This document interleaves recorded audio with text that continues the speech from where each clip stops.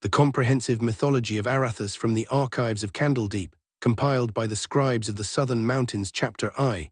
The cosmic genesis and the twin tears before time carried a name. The overworld of Arathus was a quiet, unshaped canvas. The cosmic ledger records that the world's destiny was sealed during the first alignment, a cataclysmic era when the sun and the prime star met in a violent, fiery celestial embrace. It is said that the intensity of their cosmic union caused the heavens to weep, shedding the twin tears down upon the young crust of Arathus. These tears manifested as two primal magical materials that split the world's power between the heights of the sky and the roots of the earth, sunstone ore. The tears of the sun fell upon the absolute highest peaks of the overworld, where the daylight was most potent. Cooling into a radiant, blazing mineral, sunstone ore embodies the pure essence of daylight and solar fire, capable of banishing any shadow. Star metal, the tears of the prime star fractured across the cosmos, falling to the earth as dying meteors that buried themselves deep within the world's crust. Possessing the cold, gravity-bending essence of the cosmic void, star metal carries the unique power to warp space and bind distant locations together. Every few thousand years, when the stars and sun return to the exact geometric paths of their ancient creation, the cosmic energies of these materials surge. This triggering event dictates the Great Harvest, a sacred period when surface expeditions are launched to mine these celestial treasures from the highest, most perilous peaks. Chapter II.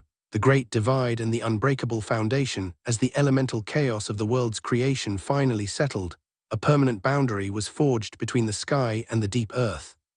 Beneath the dirt, clay, and stone of the mortal world lies the foundation, a monolithic, impenetrable layer of absolute, unbreakable bedrock that spans the entire circumference of Arathus. The foundation is completely immune to the mightiest tools of the mortal races. It withstands the strongest blasting powders of the humans, the raw elemental spells of the elves, and the finest steel of the dwarves. It serves as an immutable cosmic shield, designed to keep the overworld and the underworld entirely separate. Because no physical tunnel can pierce it, the only way for the living races to travel between the surface world and the deep realms below has historically been through the folding of reality, making magical, planar portals the essential, life-giving veins of global connectivity. Yet ancient legends whisper a dangerous truth: the foundation is not entirely absolute.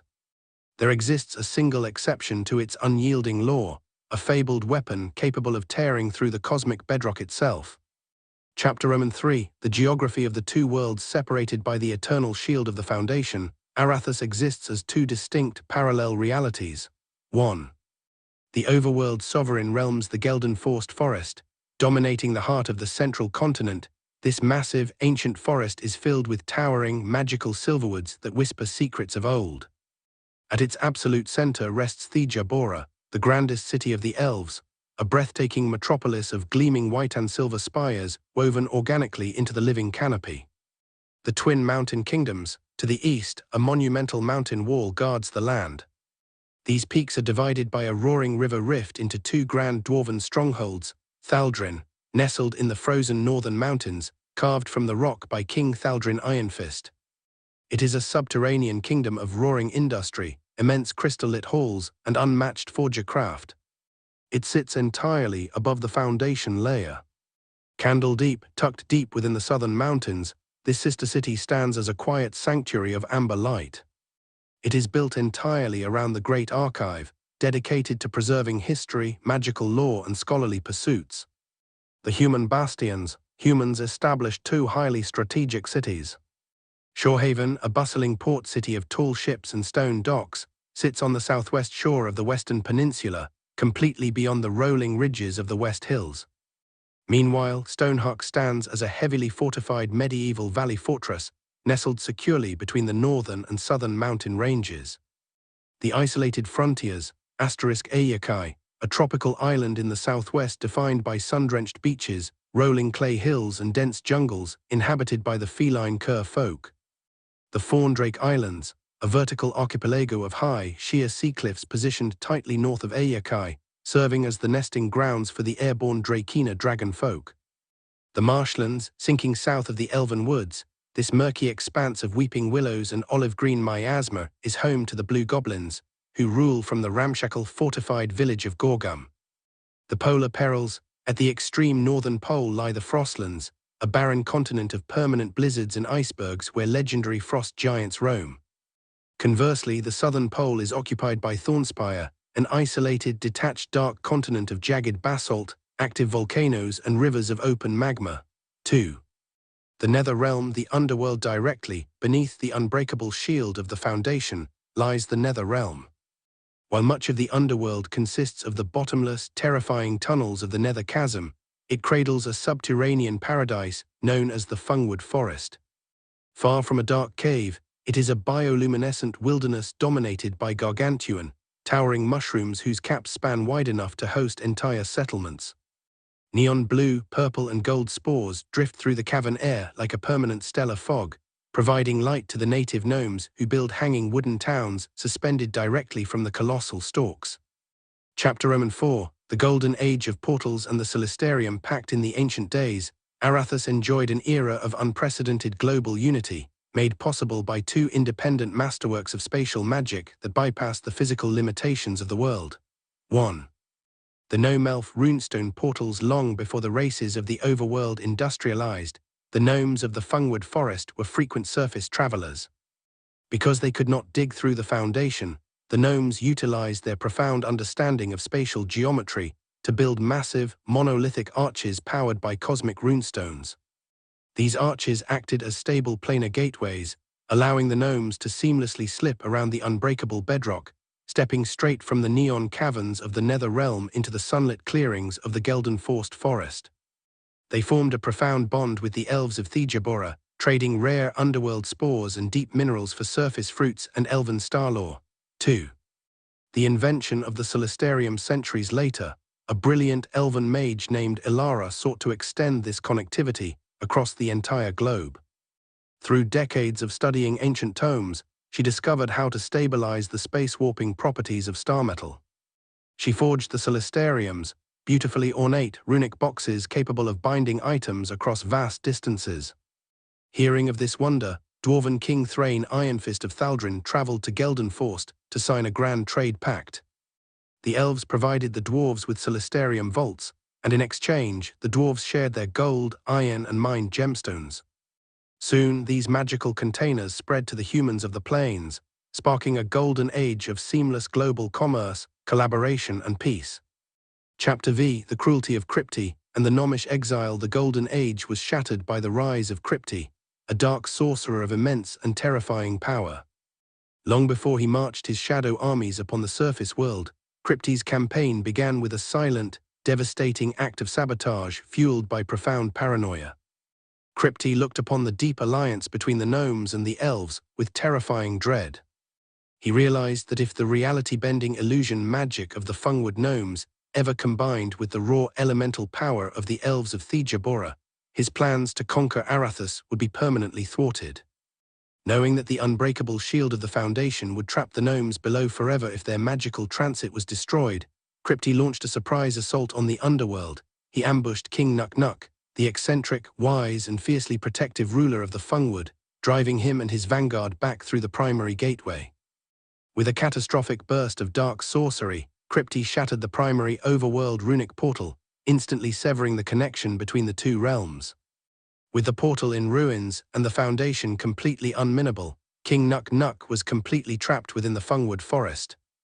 To ensure the gnomes could never repair the link, Crypti systematically stole the remaining surface runestones needed to anchor the planar gateways.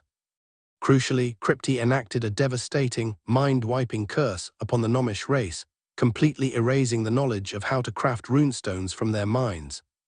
Overnight, the gnomes vanished from the overworld, locked away beneath the impenetrable Foundation layer, leaving King Nuk to rule over an isolated people.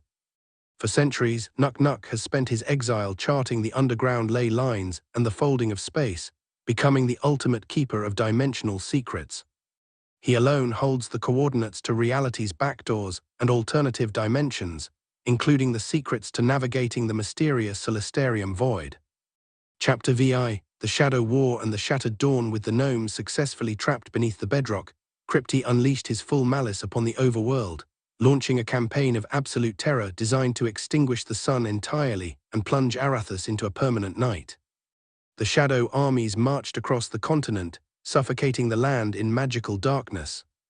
Hope seemed lost until Frejka, a legendary warrior scholar chosen by the gods to protect the southern mountains, rose to confront the threat.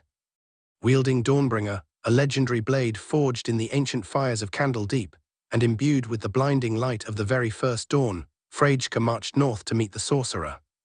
The two titans met in a cataclysmic duel atop the highest, most treacherous peak of the northern mountains. The clash of Dawnbringer's light against Crypti's abyssal magic shook the foundations of the world. In a desperate bid for survival, Crypti unleashed a fracturing curse that shattered Dawnbringer into 3 fragments, scattering the pieces across the overworld. Though wounded and deprived of her weapon, Frejka's raw valor forced Crypti into a broken retreat. Seizing the moment, the elves of Geldenforst rallied, pursuing the weakened sorcerer to the far northeast peninsula.